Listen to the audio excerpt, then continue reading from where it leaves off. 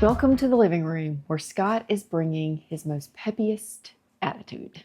Bringing all the energy today. After our last recording, I told him that he needed a shot of something.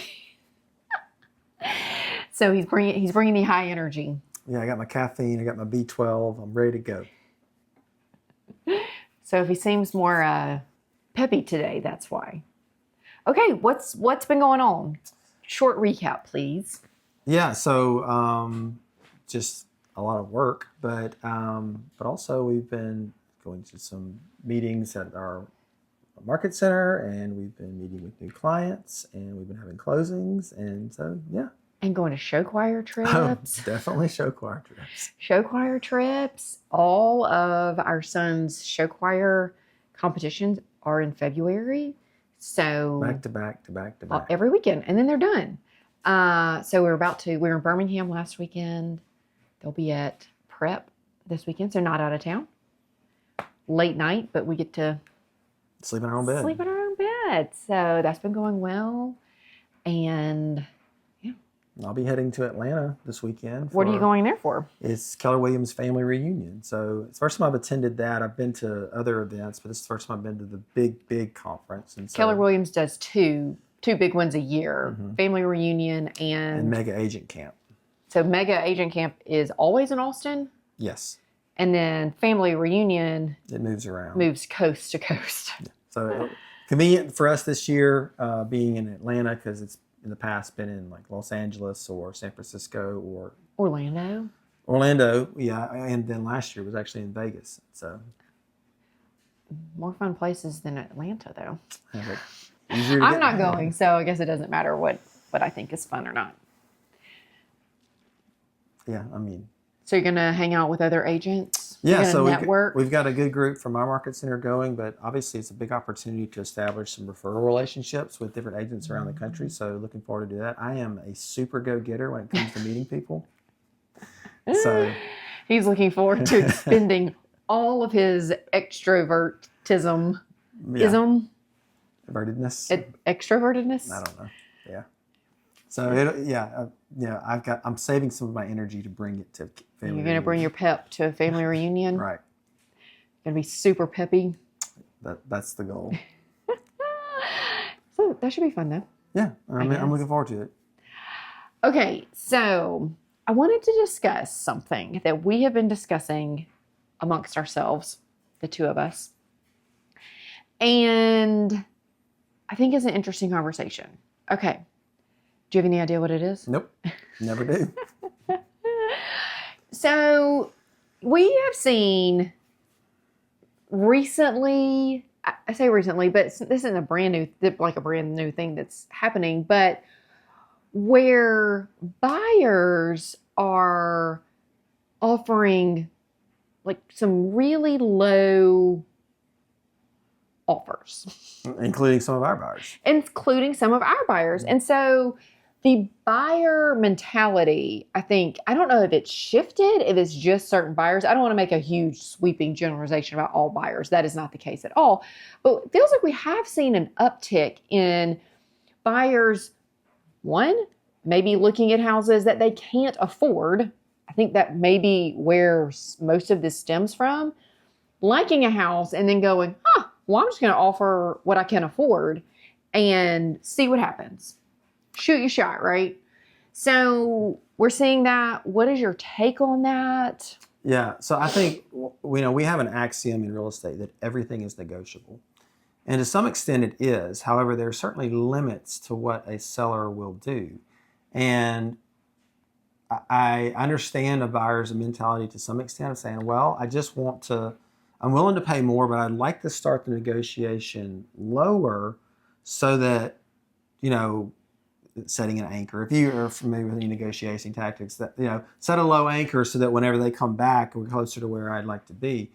That can backfire for sure. We've seen it, and also, I don't love making a low offer, but I have been surprised before when I have thought there's no chance this is being accepted, and then like in a miracle of miracles, the seller's like, okay.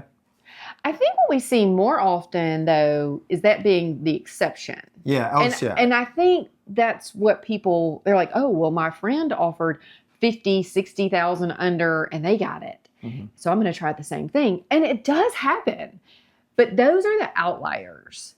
Absolutely. And what we've seen is that more often than not, that tactic has backfired in a seller not taking you seriously and not really wanting to negotiate with you.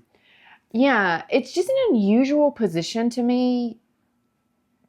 For everyone, people go into home buying and they're like, I want to get a deal. This is not a BOGO. So there's that piece too. And I think it comes down to, I don't want to be too harsh on the internet, but it does feel like buyers are just going, that price probably isn't, that's not real. Right.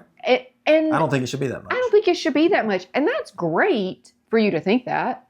But there are numbers that back that up. We've talked about that before. And so, I don't know. It just is an interesting phenomenon that is happening. It keeps happening. Well, I think part of it too is, a couple of years ago, 3 years ago, we were in such a strong seller's market that buyers had to jump through all these hoops and take what they could get. It has become a little more balanced, and depending on where you are and what the inventory is, it may or may not be a buyer's market. I wouldn't call our market a buyer's market still, just because of the inventory being what it is. However, sellers are having to give more concessions. They are having to be more flexible. They are having to be willing to see longer days on market, because that's the reality of what the market is now. However, it's not a place that a buyer has so many options that they can just get what they want either. And so, it's I think that coming more balanced has given buyers this perception that, I can just offer whatever. What we also see is buyers' offers being like low in the purchase price and high in other concessions. Mm-hmm. And this is what I was telling Scott, that it feels like buyers, maybe they do know, maybe they don't know. But to me, it feels like they don't understand that there's not like two separate pots. So it's like in one line, it's like purchase price. I'm going to offer $50,000 less. I'm also going to ask for $10,000, $12,000 in closing costs. Well, that's not two separate pools of money. It's the same. And so that's what we talk a lot about with our clients and educating them on best ways to craft an offer is the seller, hopefully, is going to look at the net. They'll look at the net. And so if you need more cash, if you don't want to deplete all your savings and you want to have some cash on hand, let's ask for more closing costs, but let's raise the offer a little bit. Because what that offer actually is, what I just said, $50,000 plus 10 in concession in closing costs, that's $60,000 off. Yeah, and I think those two numbers do mean different things to a buyer, because that's right. The closing costs are going to be cash they have to walk to closing with, in addition to a down payment and their prepaids, insurance and taxes, et cetera. So those numbers matter more to the buyer, because that money's coming from different places. Purchase price, the bulk of that's coming from your loan, which doesn't have as great of effect on you because it's amortized over 30 years. Mm-hmm. And so it's, a smaller number than when you increase the purchase price. However, to a seller, there's one number that matters. Mm-hmm. What do I walk away from the closing table with? And when you ask for $20,000, $30,000, $40,000, $50,000 off the purchase price and a huge number in closing costs, that's one number. I mean, you add those together, and that's the reduction of what the seller is going to get when they walk away. And sellers, depending on their equity, how long they've been in the home, et cetera, they have to walk away with something to move on to their next property. And so, those numbers are important to a buyer, being different numbers, but to a seller, they're not. And so a buyer has to realize that when they're making an offer, you got to add that together, because that's a big number. And to try to make it where it's more beneficial to the sellers. It's also going to say, in case you don't know, closing costs are mostly buyer cost. Yeah. And I think there's also a misconception about We should split those. we should split it. And sometimes that's great. And we see people, sellers helping with closing costs a lot. Mm-hmm. But guys, that's the buyers. What is costing the buyers, not the sellers. Yeah, apart from a few fairly small fees related to the deed, the closing, the seller's taxes they have to pay, and some things like that, the bulk of the closing costs are originated from the buyer's loan. It's origination fee for your lenders, all these fees the lenders have. The lenders have to make money, and that's where that money is coming from. And so buyers will have this notion that, well, the seller should split those with me. But they're really your responsibility. And that is something you can ask a seller to cover, but it's not their responsibility to. And anything that they are giving you in that is a major concession and should be considered in the whole offer. And we understand too, like for buyers, they have to come to purchase a house, generally speaking, with a lot of money. Yes. They got to come with their down payment, which depending on the loan product could be from 3%, some high times as much as 10 or 15, or sometimes people like to put 20 down to avoid PMI. And then they have their closing costs. You can, just a good rule of thumb is 3% of the amount they're borrowing. So you're talking about a $300,000 or $400,000 house. 3% is a big number.